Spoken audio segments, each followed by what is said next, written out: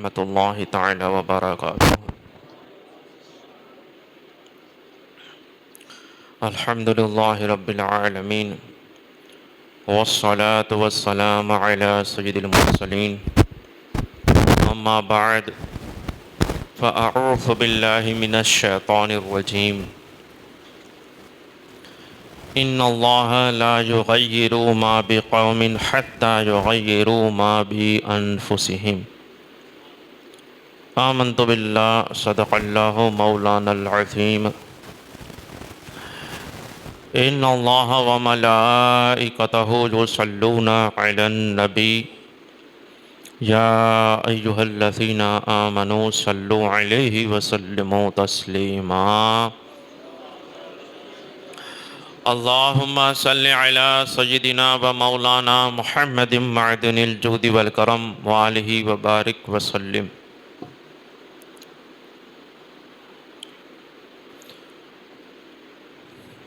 معزز سامعین کرام، جمعہ کی نماز کے لیے ہم جمع ہوئے ہیں اور مختصر سے وقت میں کچھ باتیں آپ کے سامنے عرض گزار ہوتا ہوں۔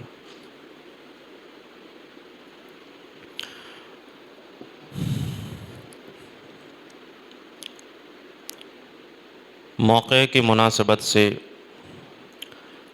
کچھ باتیں آپ تک پہنچاتا ہوں تاکہ جن کے دل زندہ ہیں اور جن کے دلوں میں ایمان کی حرارت پائی جاتی ہے اس کو شاید کوئی بات سمجھ آ جائے۔ ایک وہ وقت تھا کہ اللہ کے رسول صلی اللہ علیہ وسلم نے جب اعلان نبوت فرمایا تو آپ کے شہر والے اور آپ کے قبیلے والے آپ کی دشمن ہو گئے،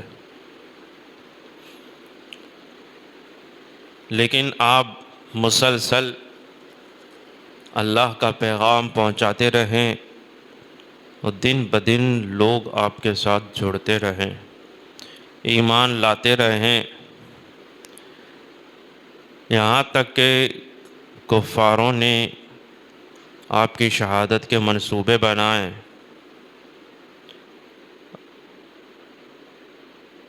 اور آپ صلی اللہ علیہ وسلم کو ہجرت کا حکم ہوا، آپ تشریف لائے۔ آپ کے ساتھ صحابہ کرام اور صحابیات بھی مدینہ طیبہ منورہ میں تشریف لے گئے۔ اس کے 7-8 سال کے بعد فتح مکہ ہوا اور ریاست اسلامیہ کا قیام ہوا۔ اس کے بعد جیسا کہ اللہ تعالیٰ نے قرآن مجید میں فرمایا تھا کہ ہم تم کو دنیا پر خلافت عطا کریں گے اور تم کو ہم حکومت ملے گی، تو پھر لوگوں نے دیکھا کہ اسلام پھیلتا گیا، مکے اور مدینے سے نکل کر پھر حجاز مقدسہ، یمن میں، عمان میں، یہاں سے ہوتے ہوتے ملک شام، پھر یہاں سے اس طرف ملک فارس، یہاں تک کہ پھر افریقہ، اور ابھی 100 سال پورے نہیں ہوئے تھے کہ یورپ اور ہندوستان تک اسلام پہنچ چکا تھا، اور جہاں مسلمان جاتے غلبہ پاتے، اور جو بھی ان کے سامنے کتنا ہی بڑے سے بڑا طاقتور کیوں نہ ہو وہ ڈھیر ہو جاتا تھا۔ تو اب کچھ باتیں جو میں کئی مرتبہ کر چکا ہوں لیکن کیونکہ لوگوں کو سمجھ میں نہیں آ رہی، وہ یہ ہے کہ اللہ تبارک و تعالیٰ کے کچھ قانون بنائے ہوئے ہیں جس کو سنت الہیہ کہتے ہیں،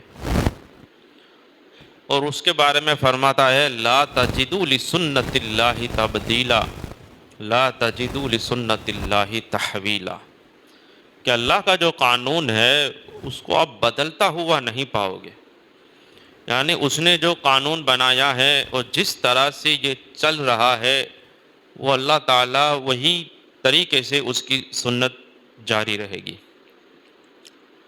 جہاں تک ملک کا معاملہ ہے، حکومت کا معاملہ ہے، اس میں اس کا یہ قانون ہے کہ جب اس کا ایک شان ہے، فرماتا ہے تلک الایام نداولها بین الناس، یہ دن ہم لوگوں کے درمیان پھیرتے رہتے ہیں۔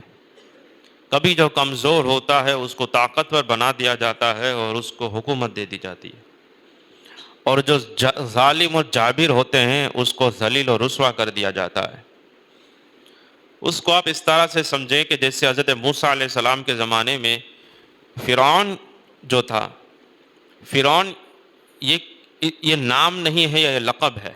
مصر کا جو بھی بادشاہ ہوتا ہے اسے فرعون کہتے تھے، جو بھی آتا۔ جیسے پرائم منسٹر جب بولا جاتا ہے تو پرائم منسٹر ایک پوسٹ کا نام ہے، وہ آدمی کا نام الگ الگ ہوتا ہے۔ تو اسی طرح یہ فرعون یہ پوسٹ ہے، جو ملک کے مصر جو ہے ایجپٹ، وہاں کا جو بادشاہ ہوتا اس کو فرعون کہتے، اور ایک کے بعد دوسرے آتے۔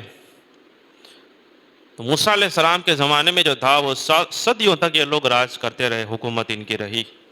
موسیٰ علیہ السلام کے زمانے میں ظلم و ستم ان کا بہت بڑھ گیا، اور یہاں تک بڑھ گیا کہ جب ایک خواب آیا کہ ایک بچے کی ولادت ہوگی جو تیری حکومت ختم کر دے گا، تو اس نے یہ فرمان جاری کیا کہ بچے کی ولادت ہوگی اور میرا ملک ختم ہوگا، تو بچہ بچے گا تو نہ، لہذا اس نے یہ فرمان جاری کیا تھا کہ جس بھی بنی اسرائیل کے گھر میں بچے کی پیدائش ہو اسے مار ڈالنا ہے۔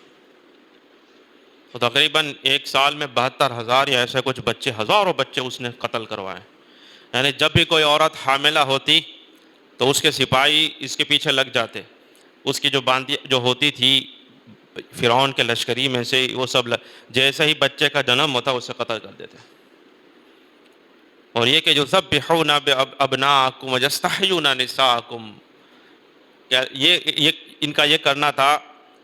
قرآن میں جو ذکر فرمایا ہے کئی جگہوں پر کہ بچہ پیدا ہوتا تو مار ڈالتے، اور بچی کا جنم ہوتا تو چھوڑ دیتے، کیونکہ بچیوں سے خطرہ نہیں تھا، بچوں سے خطرہ تھا۔ یہ بڑا ہوگا تو بولے حکومت ختم۔ پھر کسی نے کہا کہ اگر اس طرح سے کرو گے تو ہماری خدمت کرنے والا بنی اسرائیل کوئی بچے گا ہی نہیں، تو آنے والے زمانے میں ہماری سیوا کون کرے گا؟ یہ تو غلام ہے، یہ غلامی کرتے تھے بنی اسرائیل والے۔ حالانکہ بنی اسرائیل کون تھے؟ بنی اسرائیل حضرت ابراہیم علیہ السلام کے اولاد سے تھے، حضرت یعقوب، اسحاق اور یوسف علیہ السلام کے اولاد سے تھے، لیکن یہ حال تھا موسیٰ علیہ السلام۔ بہرحال پھر ایک وہ پورا واقعہ ہوا، وہ میں ابھی وہ مقصد نہیں ہے، صرف آپ کو وہ توجہ دلا رہا ہوں۔ پھر اللہ نے ایسے دن بدلے کہ فرعون اور فرعونیوں کو ایک ہی جھٹکے میں وہ دریائے نیل میں ڈبو دیا، اور حکومت آ گئی بنی اسرائیل کے پاس۔ چونکہ بنی اسرائیل موسیٰ علیہ السلام پر ایمان لائے، ان کو کتاب دی گئی توریت، اس پر ان کو عمل کرنا تھا، اور اللہ کا قانون ہے کہ جو میرے نبی کو مانے، میرے رسول کی پیروی کرے اور میری کتاب نازل کی ہوئی پر وہ عمل کرے گا، تو ہم اس کو طرح طرح کی نعمتیں دیں گے، عروج دیں گے، ترقی دیں گے، حکومت دیں گے، عزت دیں گے، سب دیں گے۔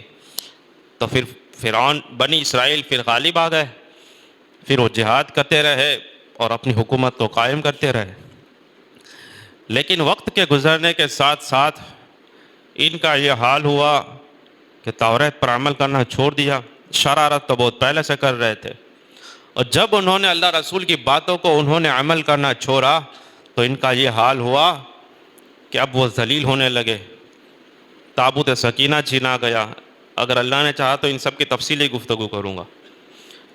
اور اس طرح سے ان کو طرح طرح سے ظلم و ستم ستایا گیا، بہت کچھ ہوا۔ پھر اس کے بعد عیسیٰ علیہ السلام تب تشریف لائے، یہودی ان کے دشمن ہو گئے، کچھ لوگ ایمان لائے جس کو حواری کہتے ہیں۔ آخر کار جب ان پر ایمان لانے والے عیسیٰ علیہ السلام پر ایک تعداد ہوئی، پھر وہی بات ہوئی، پھر وہی جہاد کا سلسلہ شروع ہوا۔ اور اب چونکہ عیسائی تھے وہ انجیل پر ایمان لائے، عیسیٰ علیہ السلام پر ایمان لائے، اللہ رسول کی باتیں ماننے لگے، اب یہودی کا کوئی پوچھنے والا نہیں رہا، اب عیسائی غالب آ گئے، اور اتنے غالب آئے کہ پوری دنیا میں یہ پھیلنے لگے، ہر جگہ پر ان کی حکومت قائم ہونے لگی، ہر ملک میں یہ چھانے لگے عیسائی۔ اس کے بعد محمد رسول اللہ صلی اللہ علیہ وسلم تشریف لائے. جب آپ تشریف لائے وہی چیزیں ریپیٹ ہونے لگی. پہلے ورودھ ہوا، دشمنیاں ہوئی، بہت ظلم و ستم ہوا، لیکن جب اللہ نے غلبہ دیا سچے مسلمانوں کو، صحابہ کرام کو جب غلبہ دیا، اب نہ ان کے سامنے کوئی یہودی ٹک سکتا تھا، نہ عیسائی ٹک سکتا تھا، نہ مجوسی ٹکا، نہ کوئی ہندو ٹکا.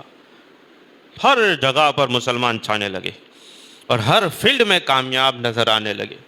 ہر دنیا بھر میں ان کی بادشاہت، ان کی حکومت، اور سامنے کتنے سے بڑا یہ سپر پاور کیوں نہ ہو، اس بڑے سے بڑا ظالم و جابر لشکر جرار کیوں نہ ہو، سامنے اگر مسلمانوں نے طے کیا کہ اس پر ہمیں حملہ کرنا ہے، اس قلعہ کو فتح کرنا ہے، تو پھر فتح کر کے رہتے تھے.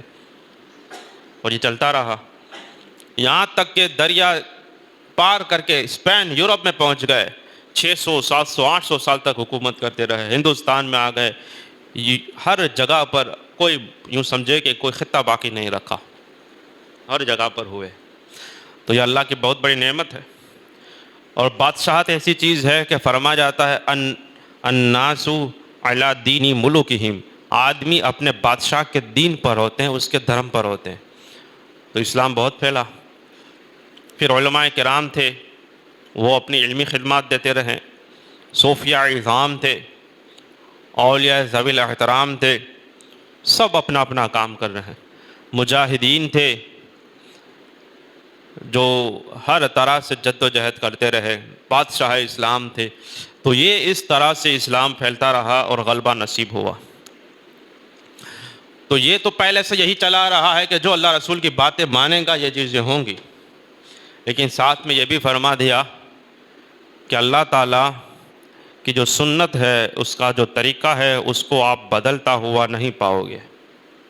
یہ بدلے گا نہیں، یہ کسی کی دعاؤں سے نہیں بدل سکتا. خیر، اب اس کا طریقہ کیا ہے کہ اتنی نعمتیں دیں، اتنا غلبہ دیا اور اتنا کچھ پاور دیا. اس کے بعد اللہ تعالیٰ کا ایک اور قانون بھی ہے. قرآن مجید میں فرماتا ہے ان اللہ لا یغیر ما بقوم حتی یغیروا ما بانفسہم.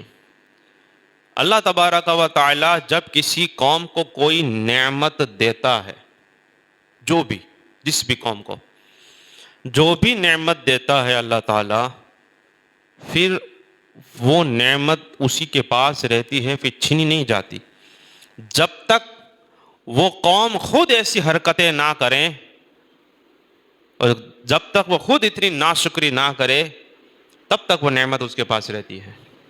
جیسے اللہ نے کسی کو دولت دی، اب جب اللہ نے دے دی، اب اس کے پاس دولت رہے گی.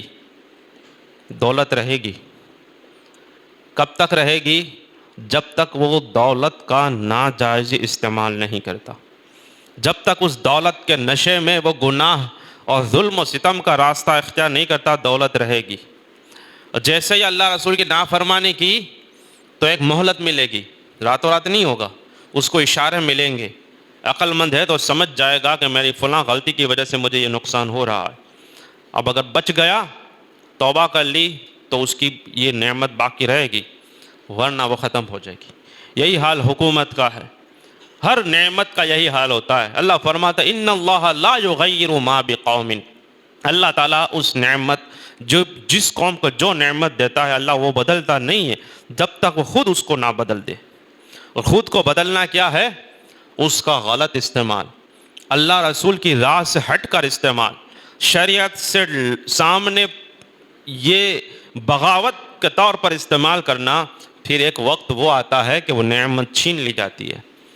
پھر آدمی کہتا ہے دعا کرو، لیکن پھر دعاؤں سے، تعویذوں سے، چلوں سے، منتوں سے وہ کام پورا نہیں ہوتا ہے، کیونکہ وہ اللہ کا ایک قانون تھا تو وہ قانون کے مطابق ہوتا رہے گا. اب گیا، اب واپس تم کو چاہیے تو پھر وہی طریقہ ہے جو کسی زمانے میں بنی اسرائیل نے اپنایا، کسی زمانے میں حواریوں نے اپنایا.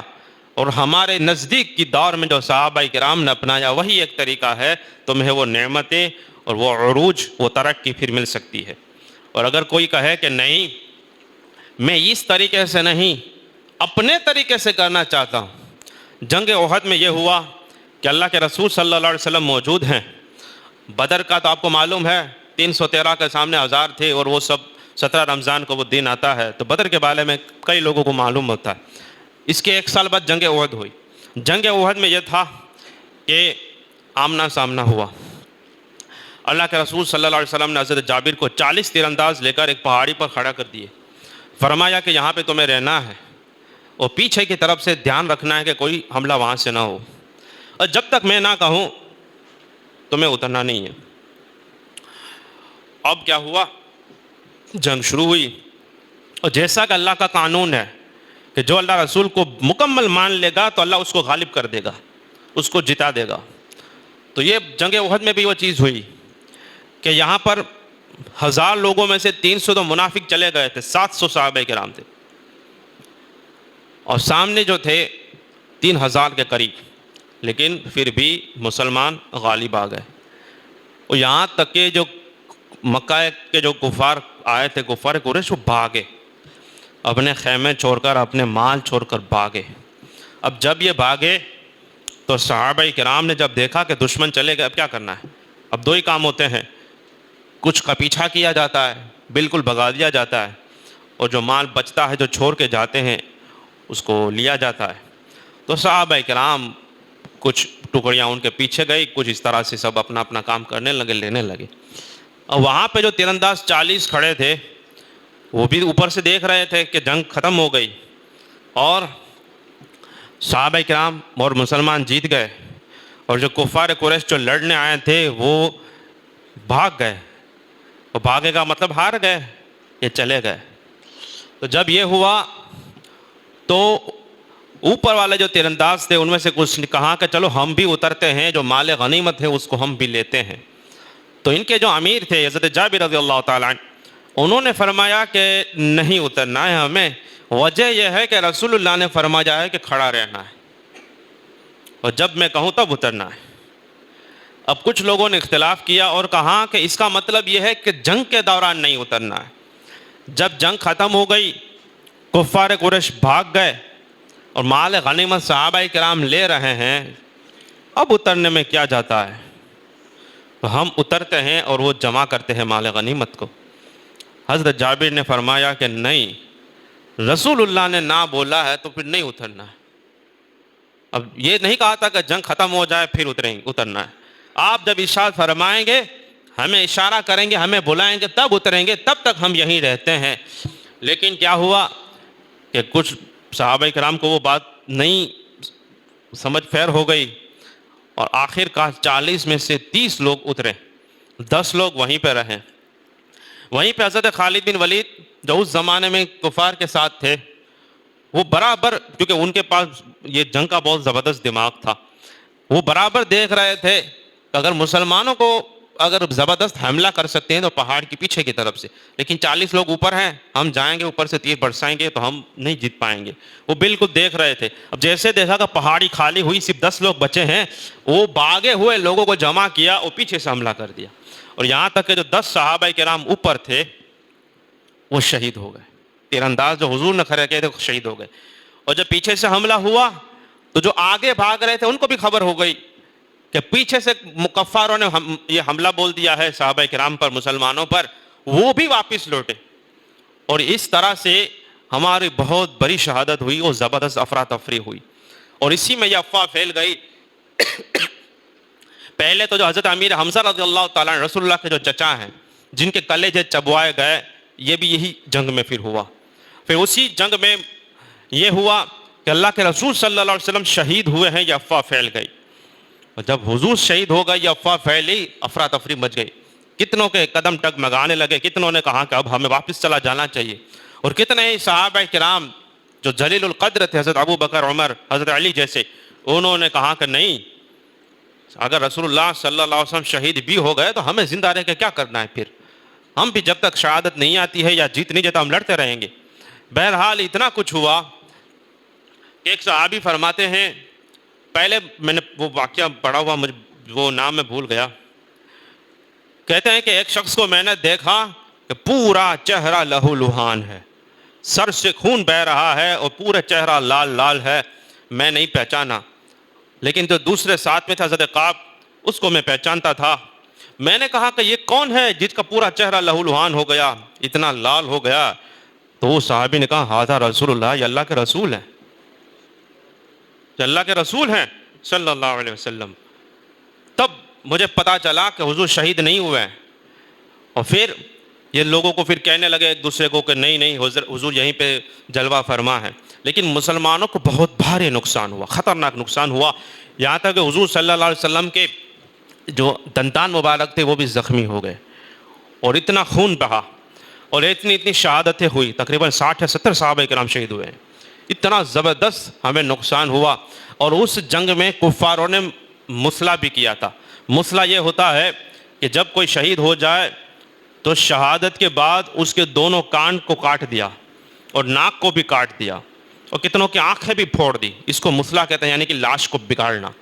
یہ صحابہ کرام کے ساتھ ہوا، اور کب ہوا؟ رسول اللہ کی موجودگی میں، حیاتی میں نہیں، موجودگی میں۔ اور خود حضور صلی اللہ علیہ وسلم کو بھی اتنا وہ زخمی ہوا، اور ایسا معاملہ ہوا، اور ایسا افراتفری ہوئی، اور بہت زبردست مسلمانوں کو نقصان ہوا۔ قرآن شریف میں اللہ تعالیٰ فرماتا ہے کہ جب تم نے وہ چیز دیکھ لی جو تمہیں پسند تھی، یعنی کہ جیت تم نے دیکھ لی، مال غنیمت تم لینے لگے، اتنا جیت کے قریب ہو گئے، اس کے بعد اتنا نقصان ہوا، کیوں؟ رسول کی ایک بات نہ ماننے کی وجہ سے۔ اور پوری قوم نہیں تھی، پورے قوم تو حضور کے ساتھ تھی، اور 40 میں سے بھی 10 تو حضور کے فرمان پہ قائم رہے، شہید ہو گئے، لیکن 30 لوگوں کا یہ حال ہوا کہ ان کو مس انڈرسٹینڈ، حضور کی دشمنی کا تو سوال ہی پیدا نہیں ہوتا، حضور کی گستاخی کا تو سوال ہی پیدا نہیں ہوتا، اور انہوں نے ابھی تک تو کھڑے تھے، عمل کیا، لیکن بعد میں ان کو لگا کہ اب جنگ ختم ہو گئی، تو حضور کے دوسرے فرمان کا انتظار نہیں فرمایا، اس کا اتنا نقصان پوری قوم کو اٹھانا پڑا۔ اور کب؟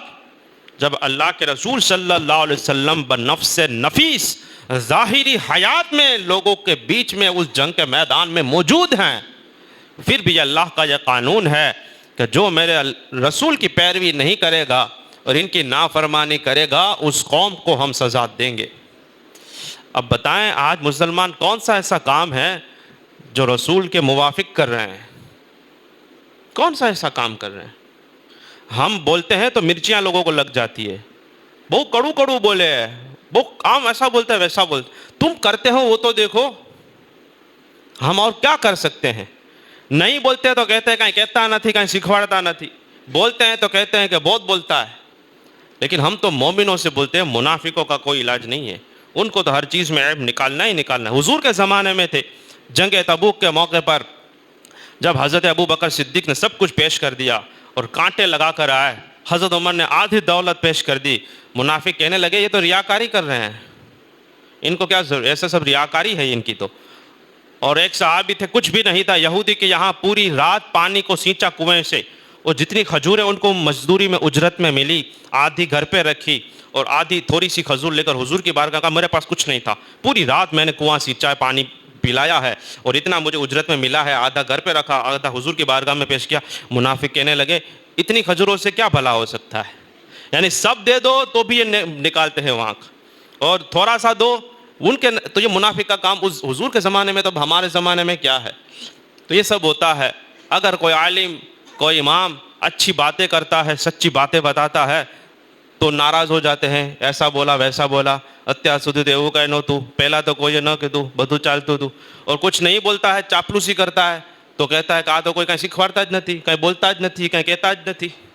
تو منافقوں سے ہمارا کوئی بات ہے ہی نہیں، وہ تو پہلے ہی آؤٹ آف ڈیبیٹ ہے۔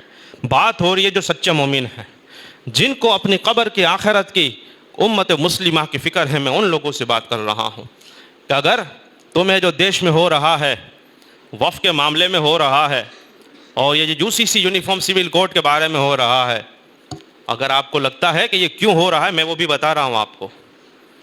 وقف کیا ہوتا ہے؟ وقف یہ ہوتا ہے، وقف کی ویاخیا آپ سمجھیں کہ آدمی اپنی ملکیت، اپنی ذاتی پراپرٹی کو اللہ کے نام پر اللہ کو دے دیتا ہے. مسلمانوں کے لیے، چاہے فقیروں کے لیے دے یا سب مسلمانوں کے لیے دے، مسجد کے لیے دے، مدرسے کے لیے، کسی بھی طرح سے.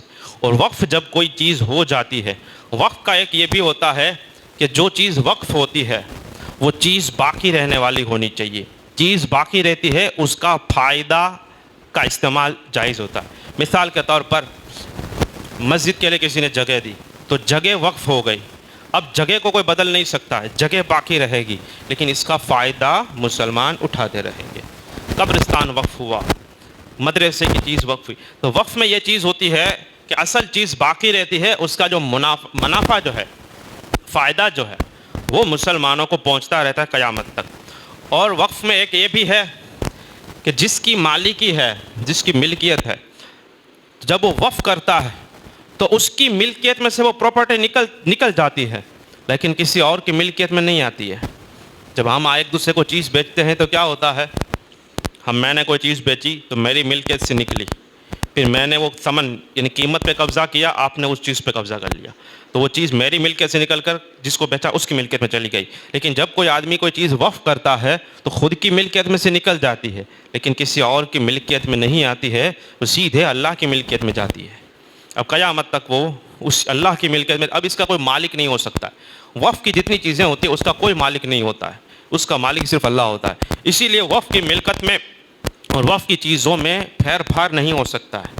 یہاں تک کہ جو واقف ہے، وقف کرنے والا ہے، جب وہ ایک مرتبہ چیز دے دیا، اتنی جگہ میں مسجد کو دیتا ہوں، مدرسے کو دیتا ہوں، قبرستان کو دیتا ہوں یا اس طرح سے، اب وہ 2-4 سال کے بعد یہ نہیں کہہ سکتا کہ اس میں سے اتنا ٹکڑا واپس لیتا ہوں اور اس کے بدلے میں بڑا دیتا ہوں، ایسا نہیں بول سکتا ہے. اب اس کے ہاتھ سے ہی نکل گئی ملکیت، اب تصرف اور پھیر پھار کا ادھیکار اس کے پاس نہیں رہا، اللہ کی ملکیت ہو گئی. یہ ہے وقف. آئی بات سمجھ میں؟ لیکن اب یہ قانون ہوا اور یہ جو آیا ہے امینڈمنٹ، اس میں کیا ہے کہ ایک مسلمان نے وقف کی چیز دی مسلمانوں کے لیے، اب وہ چیز وقف ہوئی کہ نہیں ہوئی وہ ڈیسائیڈ ہندو کرے گا. وقف کی جو کیبنٹ بنے گی، جو منتری منڈل بنے گا یا بورڈ بنے گا، اس میں 2 منیمم ہندو کو رکھنا ضروری ہے. یعنی یہ مسلمان کو اپمان کرنے کے لیے، مسلمان کو نیچا دکھانے کے لیے، اور مسلمان دوسرے درجے کا ناگرک ہے، سیکنڈ سٹیزن ہے، یہ دکھانے کے لیے پھر وقف کا معاملہ جو ہے وہ برابر چلتا ہے کہ نہیں چلتا ہے، یہ بھی ہندو وہ کرے گا، چیک کرے گا. اسی طرح کلیکٹر کے پاس ستا رہے گی، کسی کو بھی کچھ بھی وہ زمین کو ادھر سے ادھر کر سکتا ہے، وہ بھی ہندو، اس میں مسلمان ہونا ضروری نہیں. دینے والا مسلمان، جس کے لیے دے رہا ہے وہ مسلمان، جگہ خود کی لیکن فیصلہ ہندو کر رہا ہے. یعنی کہ یہ بتانے کے لیے کہ تم ہمارے غلام ہو. لیکن فرق کس کو پڑتا ہے؟ 90 سے 95% مسلمان کو کوئی فرق ہی نہیں پڑ رہا ہے. اس کو ابھی تک وقف سمجھ میں ہی نہیں آیا ہے، کیونکہ وقف کو بھی تو وہ باپ کی مال سمجھ رہا تھا. اب تھوڑی قریبی باتیں بھی سن لے. ہم جب ان کو بولتے ہیں کہ ہندو کرے گا، اب مسلمانوں نے ابھی تک کیا کیا؟ ایک چیز وقف ہو گئی، مان لیجئے مسجد، جگہ وقف ہو گئی مسلمانوں کے لیے عبادت کے لیے. اب اس کا مطلب یہ ہوا کہ یہ بل ہو گیا. اب کل کھڑا ہو کر نوٹس آ جائے گی کہ جامع مسجد یہ وقف ہے ہی نہیں، وہ قبضے کی ہوئی چیز ہے، جگہ ہے. فیصلہ کون کرے گا؟ کلیکٹر کرے گا، ڈسٹرکٹ مجسٹریٹ کرے گا، یا گورنمنٹ کی طرف سے جو آدمی، اور گورنمنٹ کی طرف سے کون آدمی رہے گا؟ وہی جو بی جے پی والا اور RSS کا نمائندہ ہے، وہی نومینی اس کا رہے گا. کوئی چناؤ پرکریا نہیں ہوگی. اب تک وقف بورڈ میں جتنے لوگ تھے اس کا ایک الیکشن ہوتا تھا تو مسلمانوں سے ہی. اب وہ گورنمنٹ اپوائنٹ کرے گا. اب اس کو صرف لسٹ ہی دینا ہے کہ اتنی اتنی جگہ ہمیں لینی ہے، بس نوٹس آ گئی تو ہمارے پاس کچھ بھی نہیں. اب اس کا علاج بھی ہے، لیکن لمبا چوڑا علاج ہے، کتنے سالوں کی مدتوں کے بعد علاج ہے. لیکن وہ علاج کیسے ہو سکتا ہے کہ جب مسلمانوں کے بولنے کے لیے اب زبان بھی کام نہیں دے رہی ہے. بڑے بڑے امیر لوگ جو مسلمانوں کو آپس میں تو دبا سکتے ہیں، اسلام اور شریعت کی بات آتی ہے تو جیسے منہ میں زبان ہی نہیں بلکہ جسم میں جان نہیں، آمنا صدقنا کر کے بیٹھ جاتے ہیں۔ ہم نے قبول کیا، جو بھی ہندو فیصلہ کرتے ہیں ہمیں قبول ہے، مسجد جائے تو جائے، مدرسہ جائے تو جائے، کیونکہ مسجد ہے نماز پڑھنے کے لیے۔ اب نمازی کتنے ہیں؟ وہی 25-50 لوگ، اس سے فرق پڑے گا۔ اب 1 لاکھ کی آبادی ہے اگر یہاں پر، اگر 50,000 کی بھی، اگر 1 لاکھ کی آبادی آپ کہتے ہو موربی میں ہے مسلمان کی، آپ ہی بتاتے ہو مجھے، تو کم سے کم 40,000 تو مرد ہوں گے جو نماز مسجد میں فرض ہے جس پر۔ اور آپ سروے کر لیں جتنی مسجدیں میں صرف جمعہ کے دن 4,000 مسلمان نہیں ہیں، جتنی مسجدیں ہیں آپ ٹوٹل لگائیں، بہت ہوشیار ہے نا ویپار میں، تو آپ پیسوں کا 10-10 روپے کا آپ کو خبر پڑتی ہے، تو پھر حساب لگائیں کتنی مسجد میں کتنے لوگ نماز پڑھتے ہیں جمعہ کی۔ 40,000 مرد پر اگر فرض ہو رہی ہے، اگر اس شہر میں 4,000 ٹوٹل نہیں بن رہے ہیں، یعنی 90% مسلمان وہ ہیں جو جمعہ بھی نہیں پڑھ رہے ہیں۔ اگر 1 لاکھ کی ہے تو، اور اگر 50,000 تو منیمم ہوں گے، تو مطلب کہ 80% لوگ جمعہ نہیں پڑھ رہے ہیں۔ اب کیا بچا ان کے پاس؟ ہم کہتے ہیں اپنا وارا۔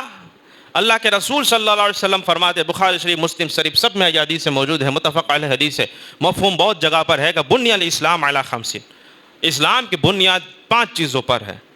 اسلام 5 چیزوں پر کھڑا ہے۔ پہلے شہادت اللہ الہ الا اللہ وان محمد عبدہ ورسولہ، سب سے پہلے یہ شہادت ہے کہ اللہ کے سوا کوئی عبادت کے لائق نہیں اور محمد اللہ کے بندے اور رسول ہے۔ دوسری آیت ہے اقام الصلاۃ، نماز قائم کرے۔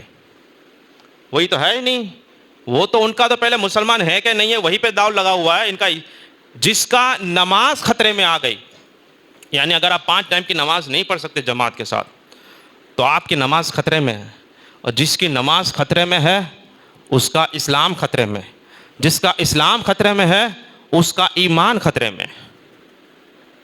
ختم ہو گئی بات۔ اب سب کے پاس کارن ہوتا ہے، اور یہ ہم نے بنا لیا کہ اگر کوئی شخص ہماری بازو والا یا ہمارے کٹمب والا 5 نہیں 3-4 ٹک کی بھی اگر نماز پڑھتا ہے نا، تو گھر والے تانا دیتے ہیں، وہ باپو بنی گیا مسجد کو بہت جائیے، 2-4 دن تھی کہ بس ختم۔ یعنی ہمارے گھر میں اگر کوئی نمازی اگر 4 ٹک بھی پڑھتا ہے تو ہم اس کو لوگ تانا دے رہے ہیں۔ اگر داڑھی اگر اس نے 20-25-50 دن تک نہیں منڈائی اور تھوڑی تھوڑی بڑھ گئی ہے تو لوگ اس کو باپو باپو مولانا کر کے اس کو تانا دے رہے ہیں، وہ باپو بنی گیا، داڑھی باڑھی کرا ہوا ہوئے کہیں۔ تو اب اگر ہندو اگر مسجد لے لیتا ہے تو کس کو فرق پڑے گا؟ وہی 25 لوگوں کو، وہی 50 لوگوں کو جو مسجد میں آتے ہیں، اور وہ کون ہوتے ہیں؟ وہی غریب مسکین ہوتے ہیں، روز کا کر کے کمانے والے۔ امیروں کے پاس تو وہ نوٹ چھاپنے میں سے نوڑے ہوں گے تو مسجد میں آئیں گے نا، جمعہ کے دن آتے ہیں خطبے سے پہلے۔ تقریر تو باپو نے کیا کہا، آوڑے ایک نے ایک بات کرے، تو تم ایک نے ایک بات عمل نہیں کر رہے تو میں کیا کر سکتا ہوں؟ میں یہ تو نہیں کہہ سکتا نے چلو جنتر منتر دہلی، میں یہ تو نہیں کہہ سکتا نے گاندھی نگر چلو ابھی ہم دھرنا دیتے ہیں اور یونیفارم سول کوڈ پر یہ گورنمنٹ کو ہم گھٹنے پہ لا دیتے ہیں۔ سب ممکن ہے۔ اگر بھومی ادھیگرہن بل آتا ہے، وہ بھی سنسد میں پاس ہوا تھا، بیوقوف مت سمجھے ہمیں، سب پتہ رہتا ہے تم سے زیادہ، الحمدللہ اللہ کا فضل و کرم ہے، ہم ان کی چالوں کو بھی جانتے ہیں، ان کا علاج کو بھی جانتے ہیں، کیونکہ ہم نے دنیا کا ایجوکیشن بھی لیا ہے اور قرآن کو بھی ہم نے پڑھا ہے، ہم رسول اللہ پاک کی تعلیم کو بھی ہم نے دیکھی، ہمیں پتہ ہے کہ ان کا علاج کیا ہے۔ اگر لینڈ ایکویزیشن بل آتا ہے 2020 میں، پنجاب سے کسان 500 کلومیٹر اپنی زمینیں بچانے کے لیے دہلی جاتا ہے، لیکن یہ ظالم و جابر حکومت وہ لوک شاہی میں ہوتا ہے کہ دھرنا دینے سے فرق پڑے، انہوں نے دہلی میں آنے ہی نہیں دیا، تو یہ لوگ بارڈر پہ بیٹھ گئے، اور کیسے بیٹھے 1 سال تک بیٹھے ہیں۔ دسمبر سے 2020 سے شروع ہوا، اکتوبر نومبر تک یہ دہلی پہ بارڈر پہ بیٹھے رہے، ٹریکٹر لے کر آئے تھے، کون؟ کسان۔ وہیں پہ ان لوگوں کے موت ہوتی رہی، یہاں تک کہ راکیش ٹکیت جو ان کا بڑا تھا وہ کہتا ہے کہ 750 لوگ اس کسان آندولن میں، کسانوں نے اپنی جان دے دی۔ پھر جا کر یہی جو آج گروہ منترالے کہتا ہے، ہوم منسٹر، کہ کیوں نہیں مسلمان مانے گا، سنسد میں بل پاس ہوا ہے، سنسد میں بل پاس ہوا ہے، خدا نے تو پاس نہیں کیا ہے، تو ناگرکوں کو حق رہتا ہے، یہ گورنمنٹ منمانی کرے تو پھر انگریزوں کو بھگانے کی ضرورت کیا تھی؟ وہ بھی تو یہی کر رہے تھے، تو پھر لوک شاہی کہتے کیوں ہو؟ ڈیموکریسی میں تو سر گنے جاتے ہیں، تو اگر میں یہ کہوں کہ چلو پاٹ نگر دہلی یا پاٹ نگر گاندھی نگر, تو تم کہہ سکتے ہو ہم مسجد میں آنے کو کہتے ہیں, اس میں بھی لوگ تیار نہیں, ہمیں سر جھکانے والے نہیں مل رہے, سر کٹانے والے کہاں سے ملیں گے؟ اور پھر 1 سال کی قربانیوں کے بعد وہ بھومی ادھیگرہن بل گورنمنٹ یہی ڈاکو لوگوں نے واپس لیا تھا. تو چونکہ کسان کو اپنی زمین سے اتنی محبت تھی جو آج مسلمانوں کو اپنی مسجد اور مدرسوں سے نہیں ہے. جائے تو جائیں, پاں کرو کری سکجے وینیے جو راہ جائے نا. تو جب مسلمان کو دبانا ہوتا ہے تب کیوں نہیں کہتا کہ پاں کرو کری سکجے؟ تب تو وہ دکھاتا ہے 5 اجے کریو ہو پہ, ہاں 5 کے نہ پارے جی سودی دنیا میں کوئی پیدا نہیں تھو. اسی ڈینگے مارنے میں رہ گئے, کمزوروں کو دبانے میں رہ گئے, بھائی بھائی سے ابولا ہے, چچا چچا کی بنتی نہیں ہے, وراثت میں کسی کو کوئی سمجھ پڑتی نہیں ہے, شریعت کو پوچھنا نہیں ہے, کیونکہ سب سے زیادہ دین کو سمجھ پڑتی ہے وہ علماء کو سمجھ پڑے گی. انہوں نے دین پڑھا ہے, انہوں نے باریک باریک باتیں دیکھی ہیں. لیکن علماء اور امام کی قدر کتنی ہے؟ ایک نوکر. میں ابھی کچھ دن پہلے ایک فتویٰ پڑھ رہا تھا مفتی جلال الدین احمد امجدی کا. فتاوی فیض الرسول میں فرماتے ہیں کہ امام کو نوکر کہنا کیسا, کیونکہ وہ پگاڑ لیتا ہے. آپ نے جواب دیا کہ ماں کو باپ کی بیوی کہنا کیسا ہے؟ ویسے ماں تو باپ کی بیوی ہی ہوتی ہے, لیکن اگر کوئی ماں کو یہ کہے کہ میرے باپ کی بیوی ہے, اس کی بائری ہے, تو یہ توہین مانی جائے گی, یہ ماں کی گستاخی مانی جائے گی. حقیقت بھلے وہی ہو, لیکن ماں کو ماں کہا جائے گا, اس کے قدموں کے نیچے جنت مانا جائے گا. حالانکہ حقیقت میں باپ نے کچھ مہر دے کر اس کو اپنے لیے حلال کیا ہوا ہے, لیکن وہ ماں کو وہ اس نظر سے نہیں دیکھا جاتا. اسی طرح اگرچہ امام تنخواہ لیتا ہے, اس کو نوکر سمجھنا اور نوکر کہنا یہ علماء کی گستاخی ہے. لیکن یہ تو سمجھتا ہے, پروف دیتا ہے, پانچ اکرو فون بھی نہ کم تھیو کھپے نہ کرو تھے لے پگار جیب سے تھوڑی دیتا ہے, جیب سے دیتا ہے تو وقف میں تو وہ آتا ہی نہیں ہے وہ چیزیں. یہ باتیں ہوتی ہیں. لیکن یہ مسلمانوں کا حال ہے. آج ہندو اگر قبضہ کرنے نکلتا ہے, ابھی تک مسلمانوں نے کیا کیا؟ کبھی قبرستان پہ قبضہ کر لیا ہے, کبھی مسجدوں کے گھروں پہ قبضہ کیا ہوا ہے. 2-5 روپے کرائے پرانے زمانے میں چلتے تھے وقف کی پراپرٹی میں, مسجد کا خرچہ نکالنے کے لیے. کتنے سارے ایسے گھر ہیں رہنے کے لیے گئے 50 سال 100 سال ہو گئے, کرایہ بھی نہیں دے رہے, کچھ نہیں دے, تھائی کر لے جو, اور اگر خالی کرنا ہے تو اتنے لاکھ دو اتنے لاکھ دو. اب مجھے بتاؤ ہندو کا کیا رونا؟ یہاں تو کلمہ پڑھنے والا یہ کر رہا ہے. قبرستان پہ قبضہ کرنا کیا ہے؟ علماء فرماتے ہیں کہ قبرستان میں پکی قبریں نہیں بنائی جائیں گی. کیوں؟ وقفی قبرستان ہے. ایک تو ہوتا ہے پرائیویٹ قبرستان, ایک کٹمب والوں نے خود کے لیے بنایا. ایک ہوتا ہے وقف, یعنی سارے مسلمانوں کے لیے, سارے مسلمانوں کے لیے ہے. اب تم پکی قبر بنا کے بیٹھ جاؤ گے تو پھر بعد والا کس کو تو کہاں دفنائے گا؟ 40-50 سال میں جگہ ختم ہو جائیں گی. علماء منع فرماتے ہیں, سوائے علماء اور اولیاء اور جو معزز شخصیتیں ہیں جس کے نشان باقی رکھنے ہیں, ان کی قبریں پکی ہوگی, ان کے وہ مزار بنائیں گے. یہاں تو ہر کوئی اپنے اپنے باپ دادا کی وہ پکی بنا کر, یہ قبضہ ہے کہ نہیں ہے؟ اگر 600 فٹ میں قبضہ کرنا قبضہ ہے تو 6x2 گز فٹ پہ قبضہ کرنا بھی قبضہ ہے. یہ بھی قبضہ ہی ہے. تم نے پکا بنا دیا, اب کون توڑ سکتا ہے؟ توڑے گا تو جھگڑا فساد پیدا ہو جائے گا. علماء نے اس کو منع فرمایا ہے کہ وقف کے قبرستان ہے, اس میں یہ چیزیں نہیں ہوں گی. لیکن آج ہر کوئی جیسا ہی باپ گیا قبر میں, کبھی دوائیں ٹائم پہ نہیں دیا, کبھی پیگا ٹائم پہ نہیں دیا, اب پکی مہنگے سے مہنگے ٹائلز لگا کر اس پر بڑا کر دیا. اب ایک کو دیکھا دوسرا, دوسرے کو دیکھا تیسرا, تیسرے کو دیکھا 10واں, یہ بنائے جا رہے ہیں. اب اگر ہندو اس پر نوٹس آ جائے گی کہ یہ قبرستان وقف کا ہے ہی نہیں, کرو سرکار کے حوالے, اب کون کیسے بول سکتا ہے جو قبرستان اور مسجد و عیدگاہ کی جگہ خالی کرنے کے پیسے لے رہا ہو مسلمان ہو کر؟ اللہ تعالیٰ نے فرمایا کہ اللہ تعالیٰ جس نعمت دے دیتا ہے تب تک واپس نہیں لیتا جب آدمی خود نہ بدل دے. یہ نعمت جو اللہ نے ہمیں دی تھی, حکومت کی, ستا کی, شاشن کی, اور یہ جو وقف ہمارے باپ دادا یا اپنی حلال کمائیوں میں سے یہ سب دے کر گئے جگہ, یہ مت سمجھے کہ اگر دبائی ہوئی اور 2 نمبریاں جگہ تھی. اس زمانے میں کوئی وقف کرتا تھا تو اپنی حلال کی کمائیوں, خون پسینے کی کمائیوں سے وہ جگہ مسجد اور مدرسوں کو دیتا تھا. آج ایسا نہیں تھا کہ ادھر سے لوٹ کر مسجد میں دان کر دیا, 1 کروڑ روپے کا کسی کو دھوکہ دیا اور 5-10 لاکھ روپے مسجد مدرسے میں دے دیے کہ اس سے میرا پاپ دھل جائے گا. وہ والے نہیں تھے مسلمان. انہوں نے زمینیں اپنی خون پسینے کی کمائی سے دی ہوئی تھی. یعنی کہ یہ ہمیں وراثت میں نعمت میں ملی ہوئی جگہ ہیں. آج قدر نہیں ہے. نماز کی قدر کس کو ہے؟ یعنی تم سب کا زمینیں ہی خطرے میں نہیں ہے. وقف بھی لایا, لوگ کہتے ہیں زمینیں خطرے میں ہیں, ایمان بہت پہلے خطرے میں آ گیا ہے, تب زمینیں خطرے میں آئی ہے. جب مسلمان نماز پڑھنے والے ہے ہی نہیں, یعنی موربی میں اتنے لوگ نماز پڑھتے ہیں, مان لیجئے فجر کی اتنے لوگ نماز پڑھتے ہیں کہ 14 مسجد میں سے ایک مسجد میں سب کا سماویش ہو جاتا ہے کہ نہیں ہے؟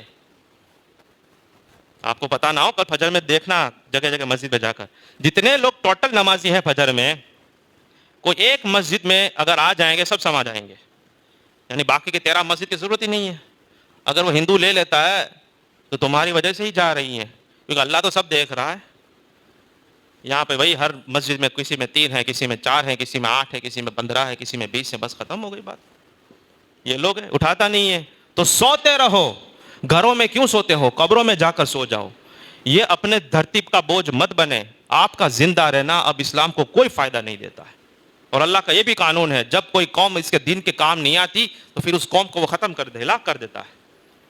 اب تمہارا رہنا کوئی کام نہیں رہا دنیا میں, اسلام کا کچھ کام نہیں ہے. قرآن پڑھے ہوئے ہیں, دیکھو چھونے والا تک نہیں کوئی, چھوئے گا کیسے, پڑھنا بھی نہیں آتا ہے. اب ہم جب کہتے ہیں بس ایک نے ایک بات کرے تو سیکھنا ہے, عمل کر. قرآن پڑھنے والا نہیں, نماز پڑھنے والا نہیں. ابھی 5 منٹ اتنا کچھ میں نے سنجیدگی کی بات کی, یہ سب کیا. منافق باہر نکل کر بات کرے گا, آج جگہ ادھر لے لی تو نہیں, اپنے کام ہے تو کام ہی کر, مسجد میں مت آ. تیرا اب مسجد سے کوئی رشتہ نہیں رہا. مسجدیں چھینی جا رہی ہیں, اس کو ابھی بھی کام کی. تو نے لا الہ الا اللہ نہیں پڑھا ہے, اللہ کے سوا کوئی عبادت کے لائق نہیں, تیرے دل میں نہیں اترا ہے. تیرے دل میں ابھی بھی دھندا اور پیسہ ہی ہے. تو پیسے کی عبادت کرتا ہے, تو دھندے کی عبادت میں لگا ہوا ہے. اب تیرے لیے یہ قرآن پڑھنا تجھے پتا نہیں, سیرت رسول کا پتا نہیں, قرآن کی ترجمہ تفسیر کا پتا نہیں. علماء کو, باپو کو تو اپنا نوکر سمجھتا ہے. یہاں میرے پیچھے نماز پڑھتا ہے, باہر نکل کر આપણે મગજમાં ન બેસે ભાઈ, હું નથી બેસવાનો મગજમાં. એની રીતે બરાબર હે, ऐसा बोलते हैं. अब्दुल कादिर बोले છે એની રીતે બરાબર है, पर पाके ना समझ पाए. मेरी रीत कौन सी है, मेरा तरीका कौन सा है, मेरा तरीका कुरान और हदीस के मुताबिक है इंशाअल्लाह अल्हम्दुलिल्लाह. तो अगर मेरा तरीका तुम्हें समझ में नहीं आता, कुरान और हदीस तुमको समझ में नहीं आता है, तो मेरा तरीका मोहम्मद रसूलुल्लाह वाला, अगर मैं अपने तरीके से बराबर हूं तो मेरा तो मोहम्मद रसूलुल्लाह वाला तरीका है. तू अपना भी तो फाइनल कर, तू किस तरीके से राजी है, फिर तू किस तरीके से राजी है. मैंने इतनी बात की, अगर किसी को शक है तो आराम से आकर बैठे. सारी बातें मैं आधे घंटे में नहीं बयान कर सकता. मैं कुरान खोल के बताऊंगा, हदीस से खोल के बयान करूंगा कि मेरी बातें कैसे कैसे सही है. बहुत कुछ बोलने के लिए अभी है हमारे पास. अब मुसलमानों का इतना काम है, I reject UCC, I reject Waqf amendment bill. इससे काम होता है एक स्टेटस रखने से और एक हैशटैग चलाने से. तो ये रैलियां निकाल कर जो किसानों ने क्या करने की जरूरत ही ना पड़ती. लेकिन उसका तो अभी हम बोल ही नहीं रहे. हम कहते कम से कम मस्जिदें जब तक हैं तब तक तो इसमें नमाज पढ़ लो. फिर तुम्हारे बच्चे जब पोते बड़े हो जाएं तो निकलते निकलते कहना जो ये जुमा में सीधा साइड में नमाज पढ़ रहा है, विन्नावा से वडो मंदिर बनी हुई है, कहना अपने पोतों को. वैसे भी हिंदू के स्कूलों में भेज पज कर मूर्ति पूजा तो शुरू करवा ही दिए हैं. अब बच्चा सलाम नहीं करता है, पाँव ही लगता है. अब बच्चा को ईद मिलाद तो शिर्क और बिदत नजर आती है, लेकिन बर्थडे जरूर मनाता है. अब बच्चे को ये इस तरह से समझ में नहीं आता है, अब इस तरह से समझ में आने लगा है. तो अपने बच्चों को तो मुश्रिक की तरफ डाल ही रहे हो, अब अपनी जगहों को भी डालो. जब तक है तब तक तो पढ़ लो, तब तक तो थोड़े इसमें अल्लाह के इस बारगाह में सर झुका लो. जब तक हमारे जैसे लोग हैं कुछ कुरान हदीस सुन लो हमसे, और अपनी होशियारी और डिंगे अगर हाँकनी है तो मुशरिकों के सामने हाँको. वहाँ तो बकरी बें भी नहीं बोलती है, वहाँ पर तो अदब बात के खड़ा रहता है. हाँ साहब तुम्हें जेम क्यों है. ये कहना था रसूल को कि या रसूल अल्लाह आप जो फरमाए वो सही. और रसूल क्या फरमाते हैं, जो आलिम मसला बयान करता है, जो हम बयान करते हैं वो होता है.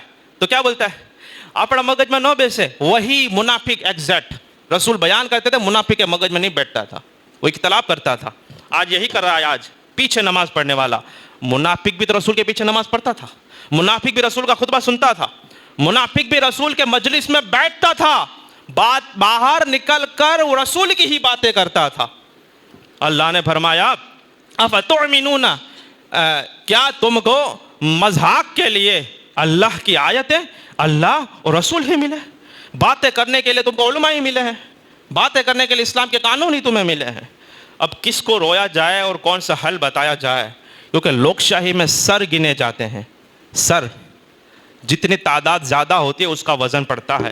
اب یہ ٹنگڑی اونچی کرتا ہے 20 کروڑ مسلمان ہیں، کس کام کے ہیں؟ 20 کروڑ کے مسلمان گوشت مچھی کھانے والے ہیں.